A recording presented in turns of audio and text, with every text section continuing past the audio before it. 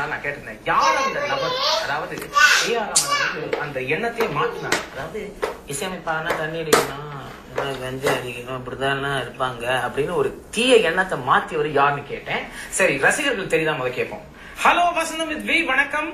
Hello வணக்கங்க. உங்க பேர் சொல்லுங்க. என் பேர் பிரேக்ஷன்ல இருந்து நான் மைக்கேல் ராஜ் பேசுறேங்க. மைக்கேல் ராஜ். சரி, நான் சொன்ன இது கேட்டீங்களா முதல்ல? இல்ல சார், கேட்கல. அதாவது தீய பழக்கங்களே இல்லாம இருக்கிற ஒரு இசை கலைஞரை பார்த்துதான் அவர் ரொம்ப மோட்டிவேட் ஆனாராம். அவர் வந்து ஒரு இன்ஸ்பிரேஷனா இருந்தாராம். யார் அவர் நினைக்கிறீங்க? ஏஆர் ரஹ்மானுக்கு அவர் ஒரு முன்மாதிரியா இருந்தாரா? முன்மாதிரியா? இளையராஜாவா இருக்குங்களா? சரியா சொன்னீங்க. அதாவது இளையராஜா வந்து ரொம்ப பக்திமான, அவர் வந்து எந்த ஒரு தீய பழக்கமும் கிடையாதான். அதை பார்க்கும்போது அவர் தான் முன்னோடியா இருந்தாரா அவருக்கு. அதே மாதிரி அவரும் இருக்கணும்னு ரொம்ப ஆசைப்பட்டார்.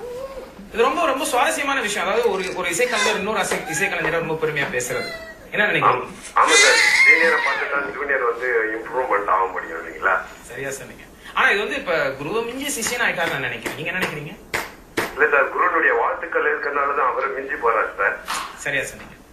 சரி, உங்களுக்கு ஏஆர் ரஹ்மான் பாடல்கள் பிடிக்குமா? கண்டிப்பா சார். சரி, எந்த பாடல் ரொம்ப பிடிச்சமான பாடல்? வந்தே மாதரம். இது அது வந்து அந்த சிடி ரெடி பண்ணாங்க இல்லீங்களா? ஆமா, அது ரொம்ப பிடிக்கும். அது ரொம்ப அந்த பட சீடி, அது பட சீடி இல்ல, அந்த சீடி ரிலீஸ் பண்ணும்போது 1.2 மில்லியன் சீடிஸ் இந்தியாவில வித்து போயிடுச்சான். ஆமா, ரொம்ப அதிகமா சீடி விற்பனை ஆனது அந்த சீடி மட்டும்தான்.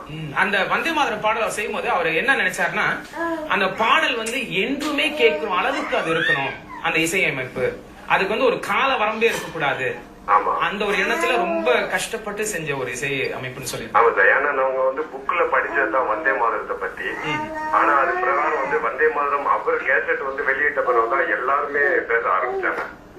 அது உண்மைதாங்க, ரொம்ப உண்மை. சரி, இப்போ அருமையான ஒரு பாடல் காத்திருக்கு உங்களுக்காக. யார் யார் கேங்க வரும் சொல்லுங்க.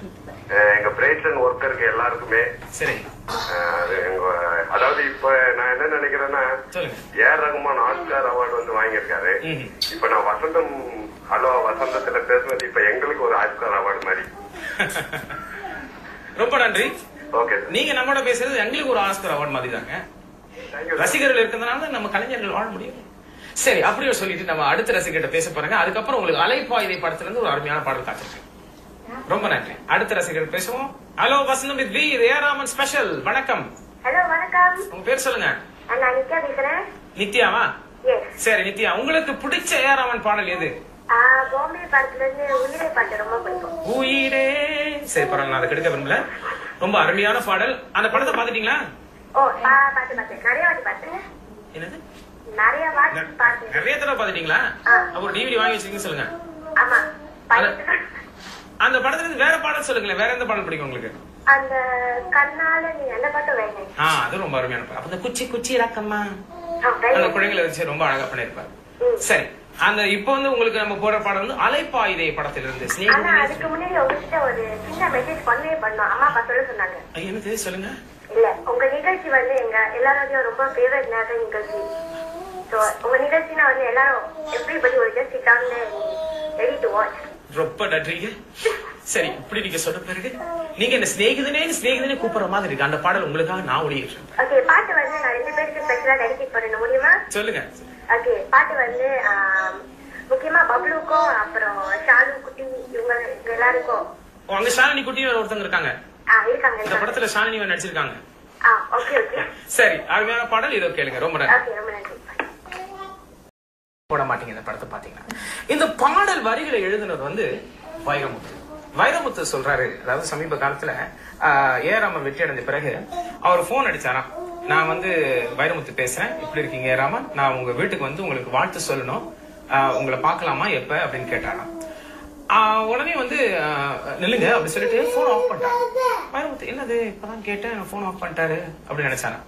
10 நிமிஷம் கடந்த பிறகு உடனே ஏஆர் ரஹ்மான் வைரமுத்து வீட்டுல வந்து நிக்கிறார். வணக்கம் சார், நீங்க சொன்னீங்களே வாழ்த்து, நீங்க எப்படி சொல்லுங்க, நீங்க சார் என் வீட்டுக்கு வரேன், நான் வரேன் அப்படின்னு சொன்னாங்க. அவ்வளவு ஒரு தன்னடக்கம் உள்ள ஒரு அருமையான கலைஞர். சரி, ரசிகர்கள் காத்திருக்காங்க, அவர்கிட்ட நம்ம பேசுவோம். ஹலோ வசந்தம் வித் வி, வணக்கம். வணக்கம் வலி. எப்படி இருக்கீங்க? நான் நல்லா இருக்கேன். நீங்க எப்படி இருக்கீங்க? நல்லா இருக்கேன். மிஸ்டர் கணேசன் தானே? ஆமாங்க, நான் தான். சரி மிஸ்டர் கணேசன், சரி உங்களுக்கு ஏஆர் ரஹ்மான் பாடல் எந்த பாடல் பிடிக்கும் சொல்லுங்களேன். நான் எல்லார்கிட்டையும் கேட்டுட்டே இருக்கேன், விருப்ப பாடல் எது? விருப்ப பாடல் எனக்கு ரொம்ப பிடிச்சது பாய்ஸ் லோல சரிகமா. சரிகமே அதானே? ஏன் அந்த பாடல் உங்களுக்கு அவ்வளவு துடிப்பு? அது வந்து ஒரு கிளாசிக்கல் வித் R&B மியூசிக்ல வந்து செஞ்சிருக்காரு. ஒரு டிஃபரெண்ட் கான்செப்ட் அவரோட மியூசிக். அந்த பாட்டுல நீங்க கேட்டீங்களா? Actually mix up two concept in that song. இது சரியா சொன்னீங்க. அதாவது அவர் சொல்லிருக்காரு இது மாதிரி நான் வந்து இசையமைக்கிறது முக்கியமான காரணம் வந்து ஒரு காலகட்டத்தில் வந்து தமிழ் பாடல் கேட்காம இளையர்கள் வந்து ஹிப் ஹாப் பிரேக் அப்படி சொல்லிட்டு போயிட்டாங்க. ஆனா போட போட அவங்க எப்படியாச்சும் வழுக்கட்டாம இழுக்கணும் அந்த இசையால அப்படி சொல்லிட்டு தான் நான் இசையை மாற்றி கொஞ்சம் வித்தியாசம் சில விஷயங்கள் செஞ்சேன்னு சொன்னாரு. அதுல அவர் சக்சஸ் ஆனோன்னு நான் நினைக்கிறேன். நீங்களே இப்ப சொல்றீங்க பாருங்க, அந்த ஹிப் ஹாப் பல விஷயங்கள் நீங்க சொல்றீங்க பாத்தீங்களா? இளையர்கள் நிறைய பேரை வந்து அப்படி வசீகரமாக இழுத்து விட்டார் ஏஆர் ரஹ்மான். நானும் உழுந்துட்டேங்க. உண்மை பயப்படாங்க, நிறைய பேர் விழுந்துட்டோம். விழுந்து எழுந்து இப்ப அவருக்கு வந்து பாராட்டு தெரிவிச்சிருக்கோம். சரி, யார் யாருக்கு பாடலை கேட்க விரும்புறீங்க சொல்லுங்க. இந்த பாட்டை வந்து எல்லாருக்கும் விரும்பி கேட்கிறேன். உங்களுக்கும் உங்களுக்கு பின்னால வேலை செய்யற அனைவருக்கும் இந்த பாட்டை நான் விரும்பி கேட்கிறேன். நிச்சயமா, ரொம்ப நன்றி. எந்த பாடல் சொல்லிடுறேன் உங்களுக்காக? கன்னத்தில் முத்தமிட்டால் படத்திலிருந்து ஒரு தெய்வம் தந்த பூவே. ரொம்ப அருமையான பாடல், எனக்கு ரொம்ப பிடிச்சமான பாடல். சரி, அடுத்த ரசிகர்கிட்ட பேசிட்டு அந்த பாடலை ஒளியேற்றேன். ரொம்ப நன்றி. அடுத்த ரசிகர், ஹலோ வசந்தம் வித் வி, வணக்கம். வணக்கம். பேர் சொல்லுங்க. நீங்க கன்னத்தில் முத்தமிட்டால் படம் பாத்திருக்கீங்களா? அந்த படத்துல இந்த அருமையான ஒரு பாடல் உங்களுக்காக ஒளியேற்ற போறேன். யார் யார் கேட்க விரும்புறீங்க சொல்லுங்க. இந்த பாட்டை வந்து குடும்பத்துல உள்ளவங்க, மற்றபடி வந்து யார் யார் இந்த நிகழ்ச்சியை பார்த்து கொண்டு கேட்டுக்கொண்டு இருக்கிறாங்களோ அத்தனை பேருக்கும், முக்கியமா உங்களுக்கும் மனைவிக்கும் தெரியும். உங்க ரெண்டு பேரோட விசிறி நானே. சரி, ரெண்டு பேருக்கும் முக்கியமான இந்த பாடல் என் மனைவி பாடி இருக்குங்க, ரொம்ப அருமையா பாடி இருக்கு. ஆமா, ரொம்ப நல்லா பாடுவாங்க, நல்லா ஆடுவாங்க. சரிங்க, நான் ஃப்ரீயா பப்ளிசிட்டி கொடுத்துட்டு இருக்கேன்னு நினைக்கிறேன் என் மனைவிக்கு. பரவாயில்ல, இருந்தாலும் உங்களுக்கு அருமையான பாடல் காத்துட்டு இருக்கு. அந்த பாடலை கேளுங்க, மகிழுங்க. ஏதோ ரசிகர்களே, ஒரு தெய்வம் தந்த பூவே.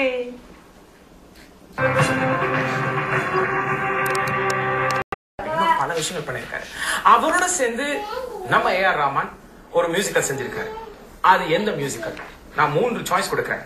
Bombay Screams, Bombay Dreams, Bombay cleans.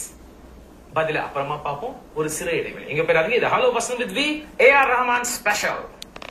இது hello Vasantham with V AR Rahman special. இடைவேளைக்கு முன்னாடி நான் ஒரு கேள்வி கேட்டிருந்தேன். அதாவது ஏஆர் ரஹ்மான் ஒரு மியூசிக்கல் செஞ்சிருக்காரு, இங்கிலீஷ் மியூசிக்கல், ஆண்ட்ரூ லாய்ட் வெபரோட சேர்ந்து. அது வந்து பாம்பே ஸ்கிரீம்ஸா, பாம்பே ட்ரீம்ஸா, பாம்பே கிளீன்ஸா? நம்ம ரசிகர்கிட்ட கேட்போம். மிஸ்ஸஸ் வசந்தி, வணக்கம். ஹலோ, வணக்கம். நீங்க இந்த Bombay Screams, Bombay Dreams, Bombay cleans எது நினைக்கிறீங்க? அவர் செஞ்ச பாம்பே ட்ரீம்ஸ். ட்ரீம்ஸ் சரியான விடைங்க. அது பாருங்க, அது வந்து அவர் எங்க பண்ணிருக்காருன்னா Apollo Theatre, West End, London and on Broadway, New York சிட்டில பண்ணிருக்காரு. அது மட்டும் இல்லாம லாரன்ஸ் ஒலிவியர் தியேட்டர் அவார்ட் அதுக்கு வந்து நாமினேட் பண்ணிருக்காங்க. கிடைக்கல, இருந்தாலும் நாமினேட் பண்ணிருக்காங்க. சரி, நீங்க அந்த பாம்பே ட்ரீம்ஸ் பாட்டுலாம் கேட்டிருக்கீங்களா? இல்ல, கேட்டதில்ல. சரி, உங்களுக்கு பிடிச்சமான ஏஆர் ரஹ்மான் பாடல் சொல்லுங்க. எனக்கு காதலன் பாட்டுல ஒரு பாட்டுலாம் பிடிக்கும். காதலன்? ஆஹா, உங்களுக்கா காதலன் படத்துல இருந்து ஊர்வசி ஊர்வசி பாட்டு காத்துட்டு இருக்குங்க. சரி, யார் யார் கேட்க விரும்புறீங்க சொல்லுங்க.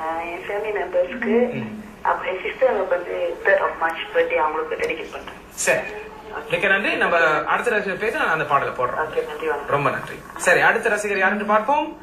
மிஸ் ஃபசீலா. ஹலோ, வணக்கம். மிஸ் ஃபசீலா. ஃபசீலா தானே பேசுறீங்க? ஆமா. சரிங்க, நீங்க படிக்கிறீங்களா, வேலை செய்றீங்களா? படிக்கிறேன். படிச்சிட்டு இருக்கீங்களா? அப்ப நிச்சயமா அந்த ஐபாட் ஏதாச்சும் ஒரு சாங் டிவைஸ் வச்சிருப்பீங்களா? ஆமாமா, MP3 பூரா ஏஆர் ரஹ்மான் பாட்டு தான். எல்லாமே? இல்ல, ஐ மீன் பல பாடல்கள் அவரோட தான். உங்களுக்கு பிடிச்சமான பாடல் சொல்லுங்களேன். எனக்கு ரொம்ப பிடிச்சது வந்து ஃபிலிம் ஜோரு காதுல இருந்து நியூயார்க் நகரம். சரி, ஹலோ, வித்தியாசமா இருக்கு. சரி சார், உங்களுக்கு தெரியுமா அவர் வந்து ஆக்ஸ்போர்ட் யூனிவர்சிட்டியில வந்து மியூசிக் படிச்சிருக்காருன்னு பெரிய புருடா விடுறாங்க. அது உண்மை நினைக்கிறீங்களா? அது தெரியாது.